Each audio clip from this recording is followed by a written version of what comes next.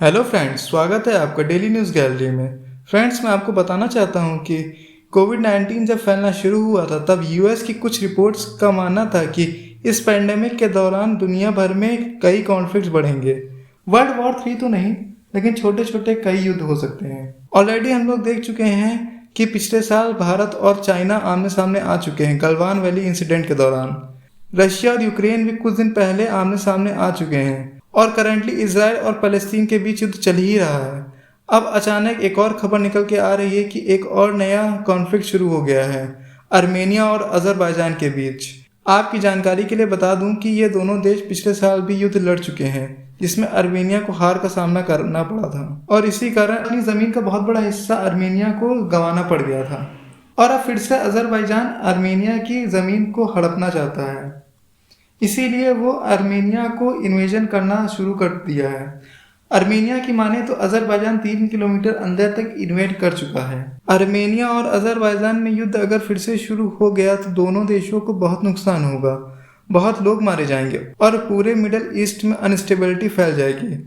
हाल ही में US congressman Frank Pallon ने भी ट्वीट किया और बताया कि यूएसए को अजरबैजान को रोकना होगा, नहीं तो आर्मेनिया को अपनी बहुत बड़ी ज़मीन से हाथ धोना पड़ सकता है। आर्मेनिया ने लास्ट टाइम जब वॉर लड़ी थी तब रशिया से मदद मांगी थी, तो रशिया ने ये कह के मदद करने से इनकार कर दिया था कि कॉन्फ्लिक्ट एक डिस्प्यूटेड एरिया को लेकर है और ये दोनों देशों को खुद ही निपटाना चाहिए।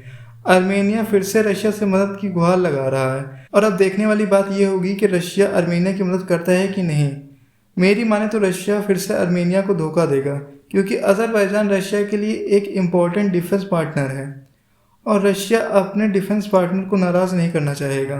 इससे दोस्तों हमको ये पता चलता है रशिया अब इतना रिलायबल फ्रेंड नहीं रह गया है। आपका क्या मानना है दोस्तों मेरी माने तो आर्मेनिया ने एक और बहुत बड़ी गलती की है कि लास्ट टाइम वॉर हारने के बाद से उन्होंने कोई स्टेप ही नहीं लिया कि फ्यूचर में उन पर दोबारा कोई हमला होता है तो क्या करेंगे।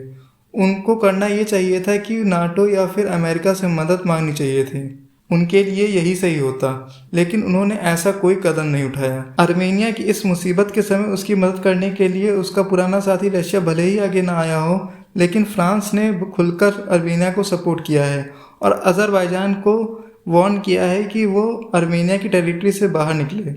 अब दोस्तों आप सोच रहे होंगे फ्रांस इतना सपोर्ट क्यों कर रहा है आर्मेनिया को। दरअसल इंटरनेशनल रिलेशंस में कोई परमानेंट दुश्मन नहीं होता और ना ही कोई परमानेंट दोस्त होता है। एक कंट्री के दूसरे कंट्री से इंटरेस्ट मैच करने चाहिए बस। फ्रांस भी शायद आर्मेनिया को एक पोटेंशियल डिफेंस बायर के रूप में देख रहा है। तो दोस्तों अगर और कोई खबर निकल कर आती है तो मैं आपको अपडेट करूंगा। आप चैनल को सब्सक्राइब कर लीजिए और इस वीडियो को ज़्यादा से ज़्यादा शेयर करिए।